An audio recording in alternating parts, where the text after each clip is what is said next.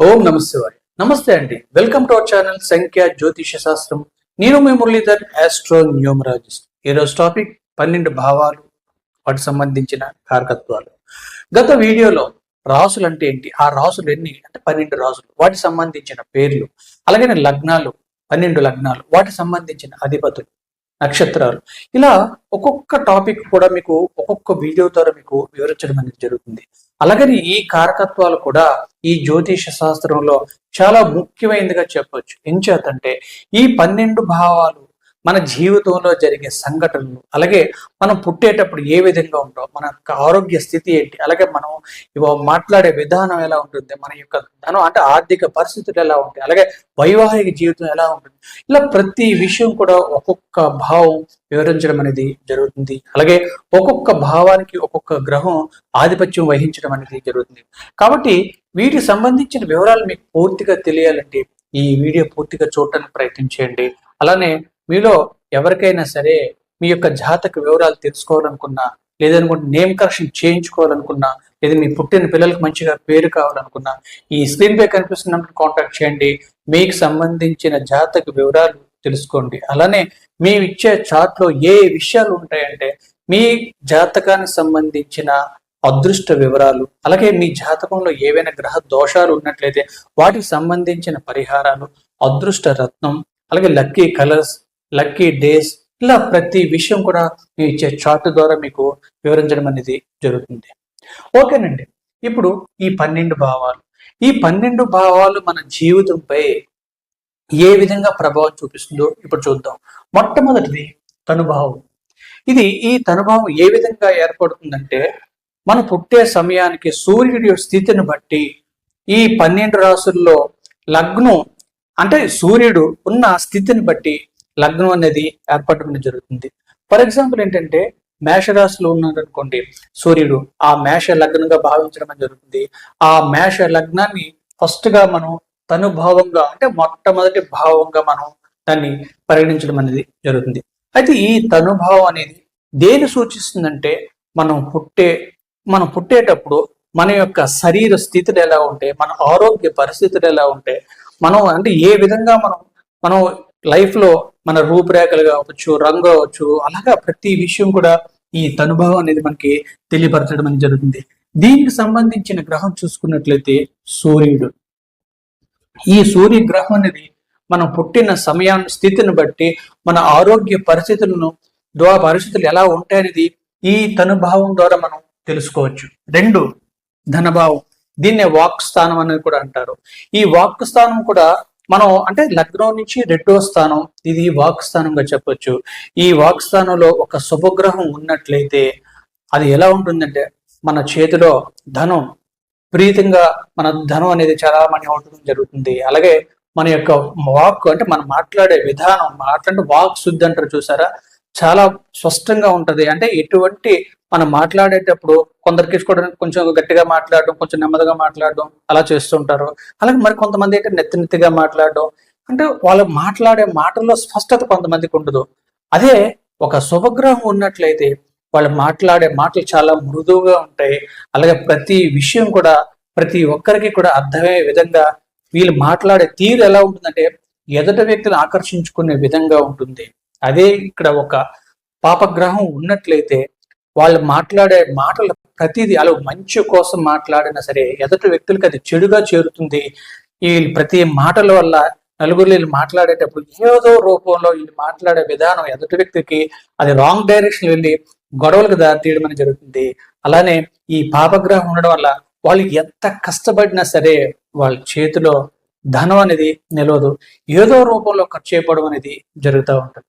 3 సోదరభావం. ఈ ధనభావానికి ఆధిపత్యం వహించేది గురుడు. నెక్స్ట్ 3 సోదరభావం. ఈ సోదరభావానికి ఆధిపత్యం వహించే గ్రహం కుజుడు. ఈ కుజగ్రహం మనం పుట్టేటప్పుడు మనకన్నా చిన్నవాళ్ళైనా సరే తమ్ముళ్ళు, చెల్లెళ్ళు, వాటిని సూచించడం అనేది జరుగుతుంది.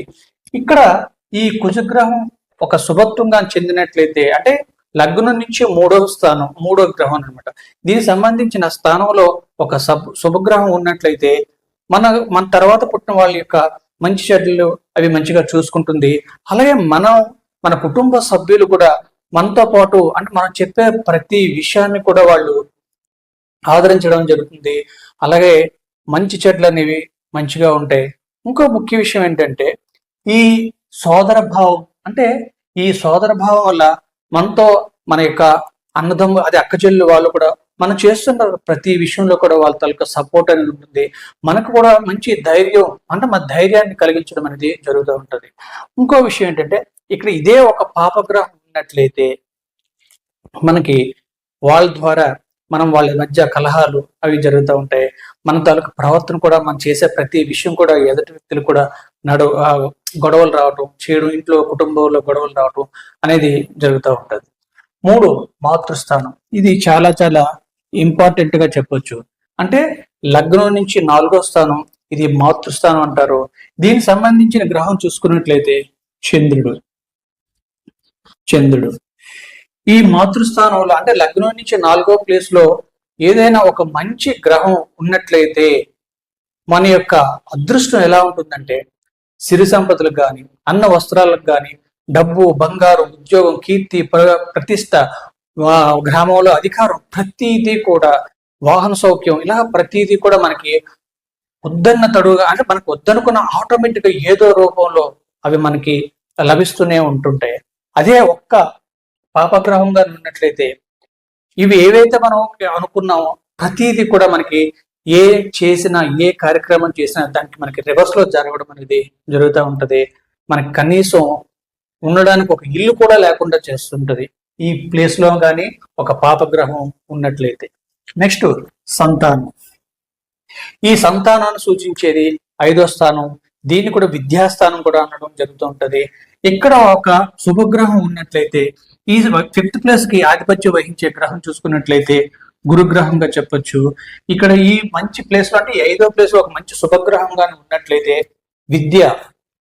విద్య అనేది చాలా చాలా అనుకోకుండా వాళ్ళకి ఏ పని చేసినా సరే అంటే వాళ్ళ తాలూకు జ్ఞానం ఎలా ఉంటుంది అంటే చాలా అమోఘంగా ఉంటుంది చెప్పొచ్చు.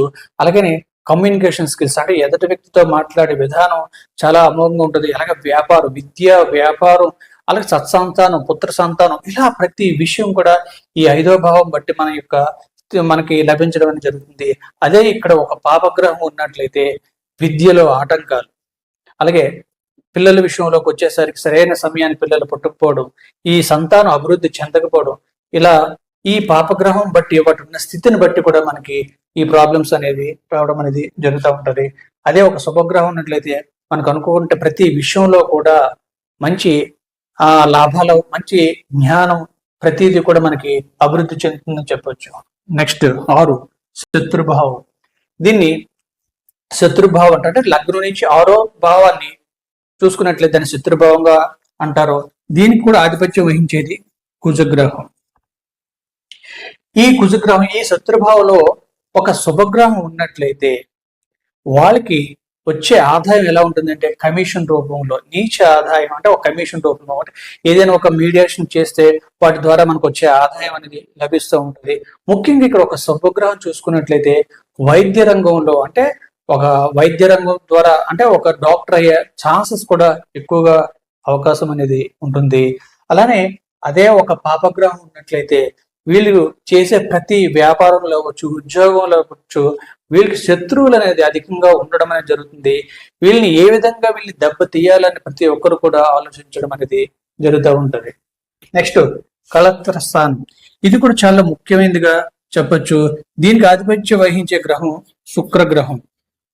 ఈ శుక్రగ్రహం అనేది మన జీవితంలో ఎంతో అంటే ఈ 7వ స్థానం అంటారు. ఈ సప్తమ అనేది మన జీవితాన్ని అంటే స్పౌస్ ను సూచిస్తుంది. ఇక్కడ ఒక శుభగ్రహం ఉన్నట్లయితే సరైన సమయానికి వివాహం అనేది జరుగుతూ ఉంటది. మనం ఏదైతే అనుకున్నామో అంత మంచిగా ఆలోచించే విధంగా మనకు వచ్చే జీవిత భాగస్వామి కూడా మనకి రావడం అనేది జరుగుతుంది. మన లైఫ్ కూడా చాలా ఎన్నో వస్త్రాలకు కానీ ఇంకా ఏ విషయంలో కూడా ఆటంకాలు అనేవి ఉండవు. అదే ఇక్కడ ఒక పాప గ్రహం ఉన్నట్లయితే సరైన సమయానికి వివాహం అవ్వకపోవడం, ఒకవేళ వివాహం అయిన భార్యాభర్తల మధ్య గొడవలు, ఇలా ఇంకా అలా జీవితం ఎలా ఉంటుందంటే ఎందుకు మనం ఈ వివాహం చేసుకున్నారా బాబు అన్నట్లుగా ఉంటుంది. నెక్స్ట్ 3 ఆయుర్దాయం అంటే మన యొక్క లైఫ్ ను అంటే మన యొక్క ఆయుష్ ను సూచించడం అనేది జరుగుతుంది. దీని కారకత్వం వహించే గ్రహం చూసుకున్నట్లయితే శని గ్రహం అని చెప్పొచ్చు. శనీశ్వరుడు ఈ గ్రహం అష్టమ స్థానంలో శుభత్వంగా చెందినట్లయితే మన ఆయుర్దాయానికి ఎటువంటి లోటు అనేది ఉండదు. అలాగే ఈ స్థానాన్ని ఒకవేళ ఏదైనా పాపగ్రహం చూసినా లేదా పాపగ్రహం ఉన్న ఆ స్థానంలో మన ఆరోగ్య సమస్యలు అనేవి రావడం అనేది జరుగుతుంది. అలాగే మన తలకి జీవితంలో అనుకోని సంఘటనలు ఎప్పుడు ఏ విధంగా జరుగుతాయి అనేది మనం చెప్పలేము. అదే ఒక శుభగ్రహం ఉన్నా, అదే దాని ప్లేస్ లో లగ్నంలో ఒక శుభగ్రహం ఉన్నా సరే సాధ్యం కూడా మన జీవితంలో ఎటువంటి ప్రాబ్లమ్స్ అవి అంటే ఆరోగ్య సమస్యలు అనేవి జరగకుండా ఉండడం అనేది జరుగుతుంది. 3 పితృభావం. దీనికి ఆధిపత్యం వహించేది సూర్యగ్రహం, సూర్యుడు. ఈ పితృస్థానం అనేది ఎలా ఉంటుందంటే లగ్నం నుంచి 9వ స్థానం దీన్ని పితృస్థానం అంటారు. దీనికి ఆధిపత్యం వహించేది సూర్యగ్రహం. దీనివల్ల మనకి ఏంటంటే ఇక్కడ ఒక శుభగ్రహం ఉన్నట్లయితే మన అంటే పూర్వకు సంబంధించిన ఆస్తులు కానీ తండ్రికి సంబంధించిన ఆస్తులు కానీ మనకి లభించడం అనేది జరుగుతుంది. మనకు సంబంధించిన ప్రతి విషయం కూడా తండ్రి ద్వారా కూడా మనకి మంచి సపోర్ట్ ఉండడం అనేది కూడా జరుగుతుంది. అదే ఇక్కడ ఒక పాపగ్రహం ఉన్నట్లయితే ఆ పాపగ్రహం వల్ల ఎటువంటి ఆదాయం కూడా అంటే మనకి పూర్వం తాతలకి తండ్రులకి సంబంధించిన ఆస్పాసులు ఏవి కూడా మనకి లభించవు. నిల్వ ధనం అనేది కూడా ఏది ఉండదు. అంటే మన చేతిలో ఉన్న ధనం కూడా ఒక పాపగ్రహం ఉన్నట్లయితే ఏదో రూపంలో ఖర్చు చేయబడడం అనేది జరుగుతూ ఉంటుంది. మనం ఏ పని చేసినా ఒక వ్యాపారం చేసినా ఏదో రూపంలో మనకి నష్టాలు రావడం అనేది జరుగుతూ ఉంటుంది. నెక్స్ట్ వృత్తి స్థానం. దీనికి ఆధిపత్యం వహించేది శనిగ్రహం. దీన్ని అంటే ఈ వృత్తి స్థానంలో ఒక శుభగ్రహం ఉన్నట్లయితే మన యొక్క లైఫ్ లో అంటే మనకి విద్య, ఉద్యోగం, వ్యాపారం ప్రతి విషయంలో మనకి మంచి అనుకూలమైన స్థానానికి మనం వెళ్ళడం జరుగుతుంది. మనం కీర్తి ప్రతిష్టలు అనేవి రావడం జరుగుతుంది. ధన సంపాదన కూడా చాలా బాగుంటుందని చెప్పొచ్చు. మన జీవితంలో ఏ రంగంలో ఏ పని చేశామో వాటిలో ఒక మంచి పొజిషన్ రావచ్చు. అదే ఇక్కడ ఒక పాపగ్రహం కానీ ఉన్నట్లయితే మనకి జీవించడానికి కూడా చాలా కష్టంగా ఉంటుందని చెప్పొచ్చు. మనకి ఎటువంటి ఆదాయ మార్గాలు మనకి కనిపించు. ఒక ఉద్యోగం రాకపోవచ్చు, లేదా వ్యాపారం చేయడానికి అవకాశం లేకపోవచ్చు. ఒకవేళ అవకాశం ఉన్నా సరే, ఒకవేళ వ్యాపారం చేసినా లేదా ఉద్యోగం చేసినా వాటిలో ఆటంకాలు అనేవి ఏర్పడడం అనేది జరుగుతుంది. 11 ఇది లాభస్థానం. ఏంటంటే దీనికి ఆధిపత్యం వహించే గ్రహం కూడా శనిగ్రహం లేదనుకుంటే రాహు. ఇక్కడ ఒక శుభగ్రహం ఉన్నట్లయితే మనం చేస్తున్న ఉద్యోగం అవ్వచ్చు, వ్యాపారం అవ్వచ్చు, దానికి తోడు అంటే ప్రవృత్తి అంటే అడిషనల్ గా మనకి ఇంకొక 2 విధాలుగా మనకి విద్య అంటే ధనం రావడానికి అవకాశం ఉంటుంది. అంటే ఉద్యోగం చేస్తూ కొంతమంది వ్యాపారం చేస్తూ ఉంటారు. అలా ఒక వ్యాపారం కాకుండా 2-3 రకాల విధంగా వ్యాపారాలు చేస్తుంటారు. అలాగే మధ్య కొంత పెట్టుబడి పెట్టకుండా కూడా మనకి కమిషన్ రూపంలో కూడా వచ్చే ఆదాయం రావడానికి కూడా అవకాశం అనేది ఉంటుంది. అదే ఇక్కడ ఒక పాపగ్రహం ఉన్నట్లయితే మాత్రం మనకు చేస్తున్న ఉద్యోగం కానీ లేదా అదనంగా ఏ వ్యాపారం చేసినా సరే వాటి వల్ల మనకి నష్టాలు అనేవి ఏర్పడడం జరుగుతుంది. ఇన్ కేసు మనం ఒకవేళ చేయాలనుకుంటే ఎటువంటి పెట్టుబడి పెట్టకుండా అంటే కొందరు బ్రోకరేజ్ చేస్తుంటారు చూస్తారా, అంటే వాళ్ళ దగ్గర ఎటువంటి నిల్వధనం కానీ పెట్టుబడి కానీ ఏమి ఉండదు. ఇంకొకరి దగ్గర వస్తూ ఉంటది, వీళ్ళకి మధ్యలో వీళ్ళు ఆ మధ్యత్వం వహించి వాళ్ళ ద్వారా కమిషన్ అనేది తీసుకుంటారు. ఆ విధంగా చేయాలి తప్ప ఒకవేళ పాపగ్రహం ఉన్నట్లయితే. అదే శుభగ్రహం ఉన్నట్లయితే అనేక రూపాల్లో మనకి ప్రాఫిట్ రావడం అనేది జరుగుతుంది. నెక్స్ట్ దీన్ని వ్యయస్థానం అంటారు 12. అలాగే ఇక్కడ ఈ వ్యయస్థానం కూడా దీన్ని మోక్ష స్థానం అని కూడా అనడం అనేది జరుగుతుంది. అంటే మన జీవితంలో ఈ స్థానంలో ఒక మంచి శుభగ్రహం ఉన్నట్లయితే మనం చేసే ప్రతి కార్యక్రమం సంబంధించిన ఎక్స్పెన్స్ దానికి ఒక అర్థం అనేది ఉంటుంది. అంటే మన ప్రతి ఖర్చు కూడా మంచి కార్యక్రమాలకు ఉపయోగించడం జరుగుతుంది. అది ఎలా ఉంటుంది, ఒక టెంపుల్స్ కావచ్చు, లేదనుకుంటే విద్య ఖర్చు పెట్టచ్చు, ఏదో కార్యక్రమానికి ఖర్చు పెట్టచ్చు. ఇలా ప్రతి విషయంలో కూడా ఇక్కడ ఒక శుభగ్రహం ఉన్నట్లయితే దేవుడి మీద ఒక ఆధ్యాత్మిక విషయాలు అవ్వచ్చు అన్న ఫ్యూచర్ లో మన యొక్క లైఫ్ ని ఏ విధంగా ఉంటుంది అంటే నెక్స్ట్ జన్మలో కూడా మన యొక్క లైఫ్ ను ఇక్కడ చేసుకున్న పాప పుణ్యాల ఆధారంగా మన యొక్క జీవితం అనేది ఆధారపడడం అనేది జరుగుతుంది. అదే ఇక్కడ ఒక పాపగ్రహం ఉన్నట్లయితే, ఈ స్థానంలో ఒక పాపగ్రహం ఉన్నట్లయితే మనం చేసే ఖర్చులకి వేస్ట్ ఖర్చులు అధికంగా ఉంటాయి. మనం ఖర్చు పెట్టే డబ్బుకి అంటే మనం చేసే ఖర్చులకి ఎటువంటి ఉపయోగం అనేది అంటే దుర్వినియోగం అవడం అనేది జరుగుతుంది. ఈ దుర్వినియోగం అవడం వల్ల మన యొక్క ఆస్తిపాస్తులు, మన తండ్రి ఇచ్చిన ఆస్తిపాస్తులు వచ్చు, మన ఉద్యోగం వచ్చు, అది ఏదైనా మన దూరన్న ధనం విపరీతంగా ఖర్చు అయ్యి మనకి అప్పులు అవడం అనేది జరుగుతూ ఉంటది. అలానే ఇక్కడున్న గ్రహస్థితిని బట్టి మనం ఎక్కువగా దేవుడన్న ఏవైనా తీర్థయాత్రలు చేయాలన్న వాటిపై ఒక నమ్మకం అనేది ఉండదు. వాటిని ప్రతి విషయాన్ని కూడా మనం ఆధ్యాత్మిక విషయాలు, దైవ సంబంధించిన విషయాలు, ప్రతి విషయాన్ని కూడా దాన్ని మనం వ్యతిరేకించడం అనేది జరుగుతుంది. కాబట్టి మనం ఇక్కడ సాధ్యమైనంత వరకు కూడా ఇది ఒక శుభగ్రహం అంటే పాపగ్రహం ఉండే స్థితులను బట్టి మొత్తం ఈ 12 భావాల్లో మన యొక్క స్థితిని అంటే మన యొక్క జీవితంలో జరిగే సంఘటనలు ఏ ఉంటాయో ప్రతి విషయం కూడా ఈ 12 భావాల ద్వారా మనం తెలుసుకోవచ్చు. వాటి కారకత్వాల ద్వారా మన జీవితం ఏ విధంగా ఉంటుందనేది ఈ భావాల ద్వారా మనం తెలుసుకోవచ్చు. ఇదండి ఈ 12 భావాలు, వాటికి సంబంధించిన గ్రహాలు, వాటికి సంబంధించిన కారకత్వాలు, వాటి వల్ల మన లైఫ్ లో జరిగే సంఘటనలు అనేవి ప్రతి విషయం కూడా వీటి ద్వారా మనం తెలుసుకోవచ్చు. ఓకేనండి, మీకు ఈ వీడియో నచ్చినట్లయితే ప్లీజ్ షేర్ చేయండి, కామెంట్ చేయండి, సబ్స్క్రైబ్ చేయండి. ఎందుచేతంటే ప్రతి వీడియో నేను చేస్తున్న ప్రతి వీడియో మీకు నోటిఫికేషన్గా రావాలంటే కంపల్సరిగా మీరు సబ్స్క్రైబ్ చేసుకున్నట్లయితే నేను చేస్తున్న ప్రతి వీడియో కూడా మీకు నోటిఫికేషన్గా రావడం అనేది జరుగుతుంది. అలా మీరు ఈ సబ్స్క్రైబ్ చేసుకున్నా లేదా షేర్ చేసిన, కామెంట్ చేసిన మాకు ఇంకా మంచి మంచి వీడియోస్ చేయాలని మాకు ఒక ప్రోత్సాహం ఇచ్చిన వాళ్ళు అవుతారు, మా ఛానల్కి సపోర్ట్ చేసిన వాళ్ళు అవుతారు. కాబట్టి ప్లీజ్ షేర్ చేయండి, కామెంట్ చేయండి. థ్యాంక్ యూ అండి.